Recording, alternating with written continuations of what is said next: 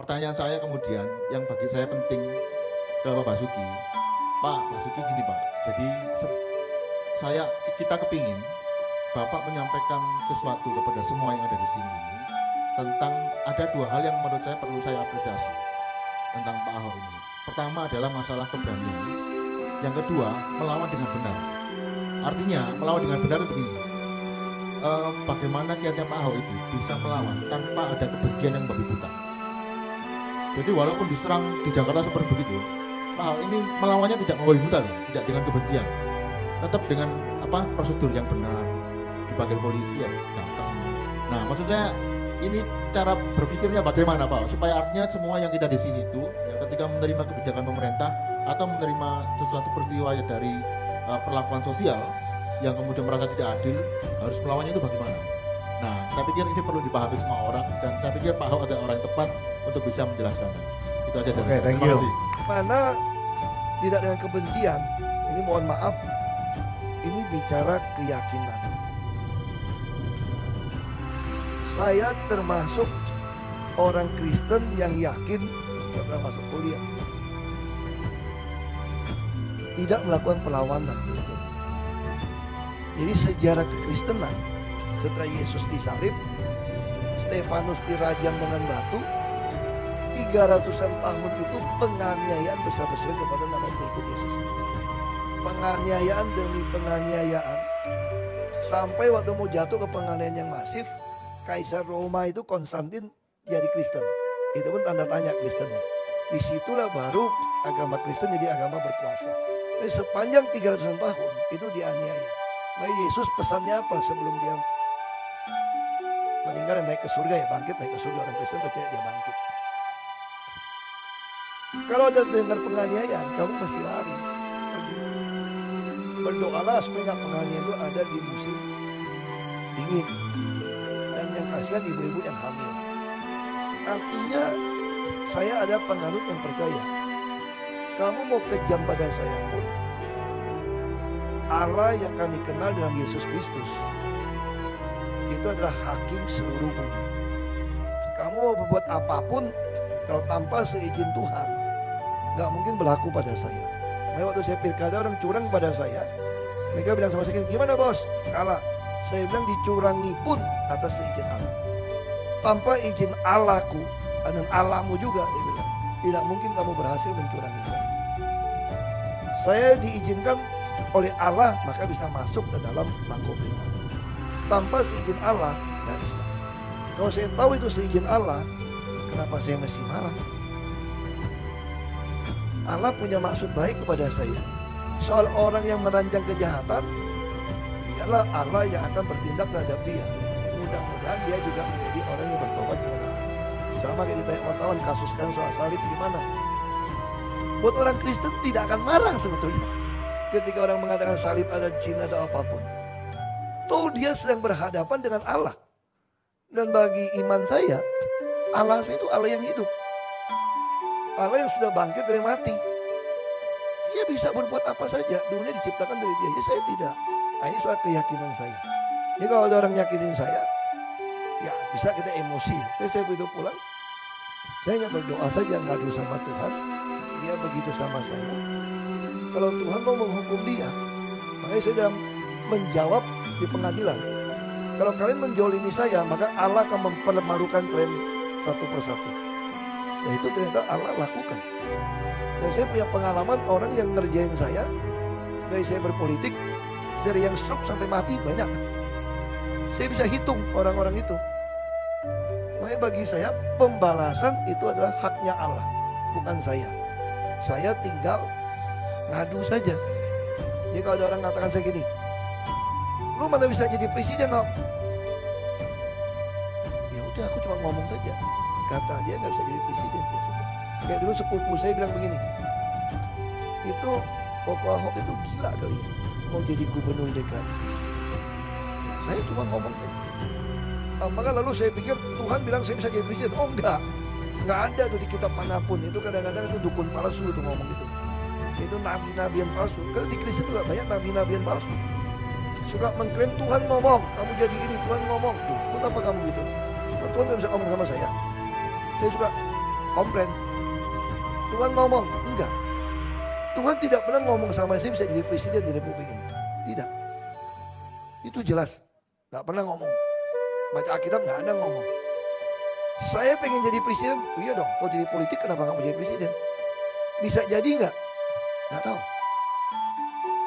Gak tahu. Makin orang dekat saya, makin mau potong saya supaya gak jadi presiden, saya makin mau jadi presiden. Orang marah kan sama saya kan? Mana bisa jadi presiden? Itu udah selesai. Ya sudah. Itu kata kamu. Oh, jalan terus aja pokoknya. Kan saya masih ada nafas. Saya berhak punya keinginan. Masa saya nggak boleh punya keinginan jadi presiden? Lalu orang marah. Ya marah kalau urusan kamu lah. Nggak mau pusing. Tapi jangan dibalik soalnya saya percaya saya jadi presiden. Enggak. Yang penting saya pengen model Abraham ini tidak mundur. Saya aja mau jadi presiden. Kalau saya nggak jadi, ya lu jadi dong. Kalau kamu nggak jadi, anak kamu dong. Baru namanya Indonesia. Kalau enggak, ngapain kita di sini? Kalau satu hari kita bisa jadi presiden, kita mulai hitung-hitungan aja nih. Ngapain? Kita nggak punya hak yang sama. Nah, sayangnya di antara kita, terutama orang turunan, nggak yakin teman. Jadi yang paling sering marahin saya itu justru orang turunan Tionghoa dan Kristen. Dianggap membahayakan orang Tionghoa. Ini teknik pengamanan dari aparat kita juga nggak betul. Saya kenapa disingkirkan? Kalau Ahok menang juga repot kita. Demo terus. Lu tangkap yang demo dong, masa gue yang disingkirin? Saya salahnya apa? Kalau kita mau berpikir secara hukum kan? Tapi kita enggak, singkirin dia. Jangan ada dia. Ada dia pusing kita. Ini cara berpikir yang salah. Tapi siapa yang mau mengubah ini semua? Ya kita, generasi berikutnya.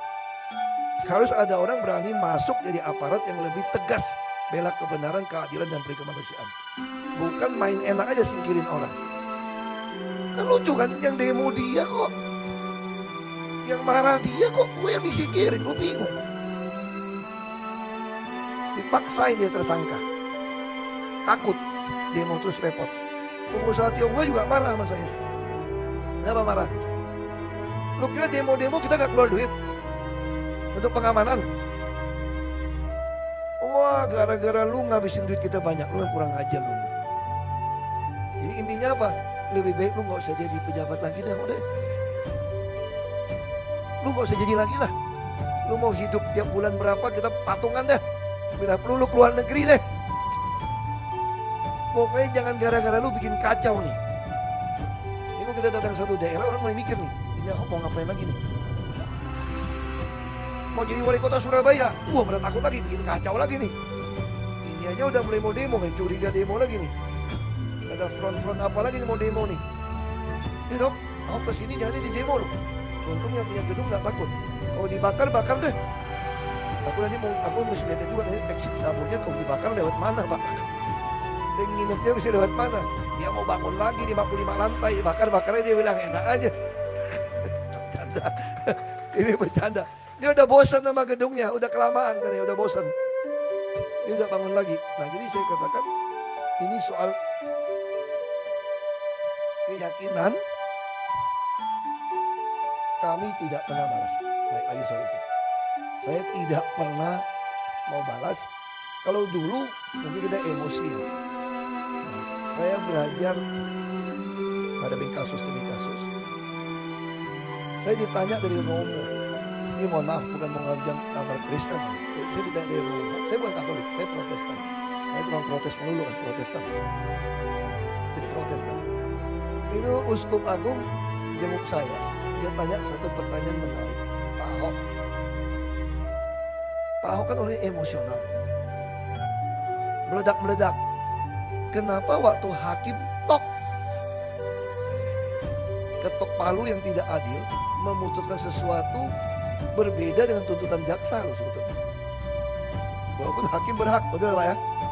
Jadi hakim memutuskan sesuatu berbeda sama pasal tuntutan jaksa. Supaya apa? Supaya bisa langsung kurung saya. Kalau pakai tuntutan jaksa kan maksimal 4 tahun. Nggak bisa langsung tangkap saya, harus tunggu inkrah. Tapi kepentingan politik Ahok lebih baik dikurung. Kalau tidak dikurung, bunganya datang gitu banyak. 1.000 lebih orang datang ke balai kota sampai Oktober. Apa nggak kacau balau ibu kota? Satu-satu cara, masukin dia. Taruh di Cipinang, bahaya juga. Kalau terbunuh gimana? Jadi saya dikarantina lah di Makobrimob. Nggak boleh lihat aspal. Nggak pernah tahu jalan di depan kayak apa. Itu terjadi sama saya. Terus si uskup tanya begini, itu kan banyak wartawan sudah siap live. Kalau yang saya kenal Ahok itu, begitu keluar, pasti ngojek gitu kan, wartawan lagi. Semua stasiun TV nasional kan sedang live. Kok Pak Ahok juga nggak ngomong? Terus mukanya katanya, waktu dalam sidang itu, kok bisa begitu alami sampai nunduk lagi, hormatin tuh hakim.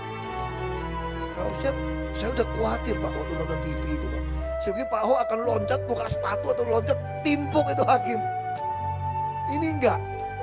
Ya, Pak Ahok nunduk, kasih hormat dengan muka tidak marah, tidak dibuat-buat. Sampai turun dari mobil di Cipinang, kita lihat muka Pak Ahok kayak biasa aja. Nah saya jujur, waktu di mobil tuh kayak ikut tur, lucu. Wah seneng saya. Di mobil. Begitu masuk ke Cipinang, plang, saya dengar pintu besinya. Lagi plang, gak bisa keluar lagi nih gue nih. Dua kali plang, plang. Tapi di dalam tuh saya bisa tenang banget. Itu uskup tanya sama saya. Saya bilang saya nggak bisa jelasin waktu itu. Ada damai sejahtera di saya yang saya nggak bisa jelasin sama orang. Saya nggak bisa jelasin. Saya betul-betul damai. Ini Pak Chandra saksi nih. Saya betul-betul tenang aja dari putusin foto gitu. Bukan berlebihan. Saya ada damai nggak bisa saya jelasin. Akhirnya saya temukan itu ada ayatnya ternyata. Di Filipi 4 ayat 7. Dan kamu akan mengalami damai sejahtera Allah yang melampaui segala akal pikiran manusia. Damai sejahtera Allahnya akan memelihara hati dan pikiranmu dalam Kristus Yesus. Artinya apa? Anugerah. Jadi Allah saya mengizinkan itu terjadi pada saya. Dia juga memberikan anugerah damai sejahtera pada saya saat itu. Ini anugerah. Makanya saya bisa langsung melihat ke sejarah 500 tahun yang lalu. Ketika kaum reformator dibakar hidup-hidup oleh putusan gereja juga, mereka bisa sambil dibakar sambil nyanyi himne dukung satu dengan yang lain. Itu yang membuat John Calvin seorang pengacara jadi bertobat menjadi teolog Kristen Calvinis. Karena dia melihat orang dibakar ini punya damai sejahtera. Kalau kita masuk ke dalam Alkitab, saya cerita sama uskup itu, ketika Stefanus ditimpuk mau mati, dia nggak marah, dia malah berdiri. Minta Tuhan terima rohnya dia. Kalau kita balik ke Yesus sendiri, orang Kristen percaya Yesus itu adalah 100% manusia, 100% Allah. Jadi firman Tuhan jadi manusia itu Yesus. Tapi ketika Yesus disalib, roh Allah meninggalkan dia. Harusnya secara psikologi dia teriak. Dia teriak, Allah Allah mengapa kau tinggalkan aku? Secara psikologi Yesus harusnya maki-maki orang, teriak-teriak. Tapi dia gitu tenang. Saya yakin ini adalah anugerah damai sejahtera Allah pada dia.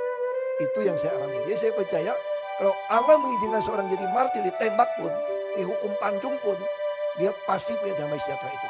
Asal itu dari Allah. Dan dia tahu Allah nggak pernah salah. Ini anugerah. Lalu yang kedua saya bilang, ini memang usaha kita. Usaha kita ada di mana? Ini Kolose 3 ayat 15. Kalau usaha itu begini mulainya.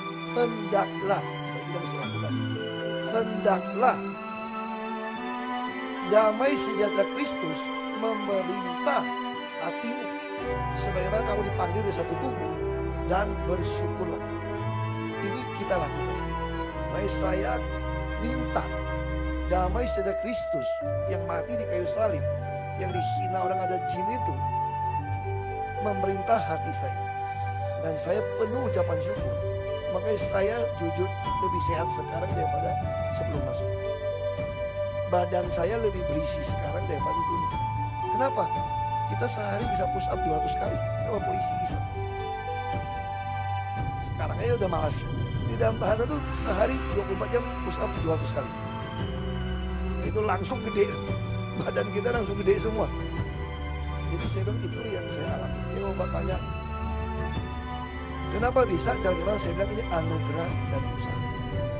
Saya percaya ketika Allah mengizinkan sesuatu terjadi dan kita bisa bersyukur menerima itu, tahu ini adalah kehendak Allah,